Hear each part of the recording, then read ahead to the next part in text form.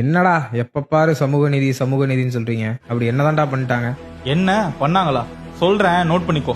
சமத்துவத்துக்காக பெண்கள் பொருளாதார சுமையின்றி சிறகடிக்கணும்னு விடியல் பயணம், உரிமை தொகை, தோழி விடுதி, புதுமை பெண், மகளிர் சுய உதவிக்குழு கடன் ரத்து, பேறுகால விடுப்பு 9ல இருந்து 12 மாசம் ஆக்குனது, தமிழ்நாடு ஹவுசிங் போர்டுல இனி குடும்ப தலைவிகள் பேர்ல தான் வீடுன்னு கொண்டு வந்தது, கல்விதான் நம்ம ஆயுதம்னு காலை உணவு திட்டம், தமிழ் புதல்வன், புதுமை பெண், நான் முதல்வன் திட்டம், பேராசிரியர் அன்பழகன் பள்ளி மேம்பாட்டு திட்டம், கொரோனா காலத்திலயும் கல்வி தரப்படக்கூடாதுன்னு இல்லம் தேடி கல்வி, முதலமைச்சரின் புத்தாய்வு திட்டம், ஒடுக்கப்பட்டவர்களோட சுயமரியாதையை காக்கும் விதமா காலனிங்கிற சொல்ல பயன்படுத்தவே கூடாதுன்னு சொன்னது, அயோத்திதாச பண்டிதர் குடியிருப்பு மேம்பாடு திட்டம், முன்னேற்றத்திற்கு துணையா இருக்கணும்னு அண்ணல் அம்பேத்கர் தொழில் முன்னோடிகள் திட்டம், மாற்றுத்திறனாளிகளுக்கு அவங்களோட உரிமைகளை நிலைநாட்ட உள்ளாட்சி அமைப்புகளில் தேர்தல் இல்லாம பிரதிநிதித்துவம், திருநங்கைகளின் நலன் காக்க அவங்களுக்கும் விடியல் பயணம், 40 வயதுக்கு மேற்பட்ட ஆதரவற்ற திருநங்கைகளுக்கு ஓய்வூதிய உயர்வு, ஊர்காவல் படையில் திருநங்கைகளின் சேர்க்கை, நம்ம தொப்புள்குடி உறவுகள் இலங்கை தமிழர்களுக்காக அகதிகள் முகாம்னு இருந்தத மறுவாழ்வு முகாம்னு மாத்தி அவங்களுக்கு கொடுத்த பல்வேறு நலத்திட்டங்கள், மக்களோட உணர்வுக்கும் அவங்களோட உரிமைக்கும் என்னைக்கும் துணையா நின்று